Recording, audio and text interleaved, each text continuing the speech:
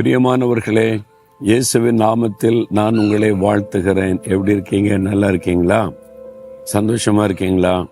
இயேசுவோட நடக்கும்போது என்னங்க துக்கம்? அவர் நம்மோடு பேசுகிறவர், நம் ஜெபத்துக்கு பதில் தருகிறவர், கூப்பிடும் போது பதில் தருகிறார். அவர் கையை பிடிச்சிட்டு நடக்கிறதுக்கு என்ன? ஆனா தினமும் இயேசுவோட நடக்கிறதுல கவனம் செலுத்த வேண்டும்.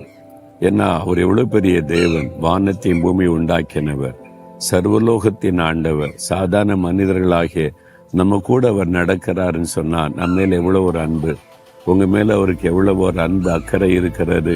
அதை நீங்க நினைத்து பார்த்து ஆண்டவருக்கு நன்றி சொல்லணும். அப்போ அந்த ஆண்டவர் ஒவ்வொரு நாளும் அவருடைய வார்த்தை கொண்டு நம்மோடு பேசுகிறார், தைரியப்படுத்துகிறார், பலப்படுத்துகிறார். இன்னைக்கு ஆண்டவர் எனக்கு என்ன வார்த்தை சொல்லுகிறார் அப்படின்னு நினைக்கிறீங்களா?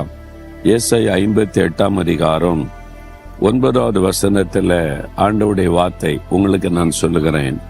நீ கூப்பிடுவாய், கர்த்தர் உனக்கு மறு உத்தரவு கொடுப்பார். நீ சத்தமிடுவாய், இதோ நான் இருக்கிறேன் என்று சொல்லுவார். நான் சொல்ற இயேசுவின் நாமத்தினாலே நீங்க கூப்பிடுவீங்க, ஆண்டவர் பதில் தருவார். நீங்க சத்தமிடுவீங்க, நான் இருக்கிற மகனே மகளே நான் இருக்கிறேன்னு சொல்லுவார். ஏதோ ஒரு ஆபத்தான நிலைமை, பயப்படுத்துகிற சூழ்நிலை, ஒரு நெருக்கம், இன்னைக்கு இந்த காரியம் நடந்தாகணும், என்ன பண்ணுன்னு தெரியலையே அப்படின்னு கலங்குறீங்களா? கூப்பிடுங்க அவரை, இயேசுவேன்னு கூப்பிடுங்க, அந்த பெயரை சொல்லி கூப்பிடுங்க.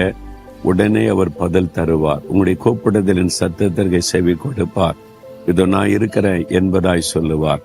இயேசு இந்த உலகத்தில் உலாவின நாட்கள்ல எரிகோ இந்த பட்டணத்தின் வழியா நடந்து போனாரா? அங்கே ஒரு மனிதன் தர்மம் எடுத்து கொண்டிருந்தான். அவனுடைய பெயர் பரிதிமேயு. பிறவிலேயே அவனுக்கு 2 கண்களும் தெரியாது. அதனால அவனால வேலை செய்ய முடியாது. மற்றவங்களுடைய கையேந்தி தர்மம் எடுத்து தான் பிழைப்பு நடத்த முடியும். அப்போ ரோட்டோரங்களில உட்கார்ந்து பஜார்ல ஜனங்கள் வருகிற போகிற இடத்துல தான் தர்மம் கேட்டு கொண்டிருந்தான்.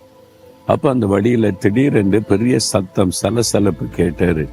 என்ன சத்தம்? நிறைய மக்கள் போற மாதிரி சத்தம் கேக்குதுன்னு இது என்னதுன்னு விசாரித்தான். இயேசு போகிறார் அப்படின்னாங்க. இயேசு போறன்னு பெரும் கூட்ட மக்கள் அவர் கூட போறாங்களா?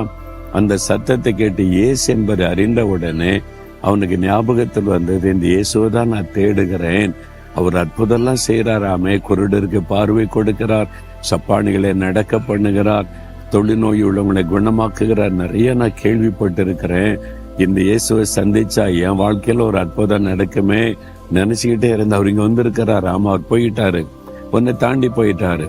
இவன் சத்தமிட்டு, இயேசுவே தாவீதின் குமாரனே எனக்கு இறங்கும் என்று அவன் கூப்பிட்டான். அவன் கூப்பிட்ட சத்தம், நிறைய சலசலப்பு மக்களா இருக்காங்களா?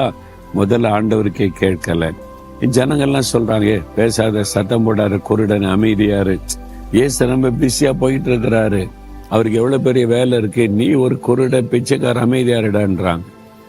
தான் இல்ல, முன்னில் அதிக சத்தமா இயேசுவே இயேசுவே அப்படின்னு சத்தமிட்டு கூப்பிட்டானா, இயேசுவேன்னு கூப்பிட்ட சத்தம் காதல விழுந்த உடனே வேதம் சொல்லுகிறது, இயேசு நின்றார். அவர் நின்றுட்டார். எல்லாரும் நிக்கிறாங்க, சீஷெல்லாம் நிக்கிறாங்க. ஏன் ஆண்டவரே நிக்கிறீங்க? இல்ல, யாரோ என்ன கூப்பிட்டாங்க, யாரோ ஆபத்துல இருக்கிறாங்க, யாரோ தேவையில் இருக்கிறாங்க, என்ன கூப்பிட்டாங்க. ஆண்டவர் உடனே யாரு யாரு யாரு இயேசுவை கூப்பிட்டாரு. தூரத்துல ஒரு கண் தெரியாத கூட்டம் தடுமாறி கொண்டு, இயேசுவே எனக்கு இறங்கும். அவன் தான் கூப்பிட. ஓ, கொருடனா பிச்சைக்காரனா அப்படின்னு நினைக்கல. அவனை என்ன கூட்டிட்டு வாங்க, இயேசு கிட்ட கூட்டிட்டு வந்தாங்க. நான் அவனுக்கு என்ன செய்யணும் மகனே? என்னை கூப்பிட்டியல்ல, எனக்கு கண் பார்வை வேணும் ஆண்டவரே. ஆண்டவரும் கண் பார்வை கொடுத்து அவனை மகள பண்ணினார். இப்படி கூப்பிடுதலின் சத்தத்துக்கு பதில் கொடுப்பார். உங்களை யாரையும் அவர் அற்பமாய் நினைக்க மாட்டேன். நீயா, நீ கிறிஸ்தவன் கிடையாது, உன் சத்தத்துக்கு நான் பதில் கொடுக்கணும் அப்படி சொல்ல மாட்டார்.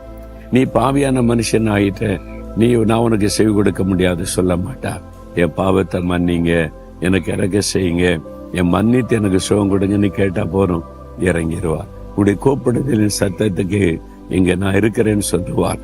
ஆண்டவரை பார்த்து, இயேசுவே அப்படின்னு கூப்பிடுங்க, எனக்கு உதவி செய்யுங்கன்னு கேளுங்க. இன்றைக்கு உங்களுக்கு உதவி தேவை, இன்றைக்கு உங்களுக்கு ஒரு அற்புதம் தேவை, இன்றைக்கு உங்களுடைய காரியத்துல ஒரு விடுதலை தேவை. உங்களுடைய தனிப்பட்ட காரியம், குடும்ப காரியம், ஊழிய காரியம், உங்களுடைய பிசினஸ்ல, வேலையில ஏதோ ஒரு நெருக்கம், இயேசுவேன்னு கூப்பிடுங்க.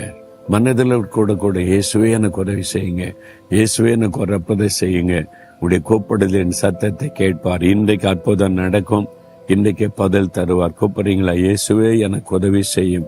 ஆண்டவரே, யார் யார் கூப்பிடுறாங்களோ இந்த மகனுக்கு உதவி செய்யுங்க, இந்த மகளுக்கு உதவி செய்யுங்க, ஒரு அற்புதம் செய்த மகிழ பண்ணுங்க. அவங்க கேட்கிற காரியத்துல இன்றைக்கு ஒரு அற்புதம் நடக்கட்டும். இயேசுவின் நாமத்தில் ஆமேன், ஆமேன்.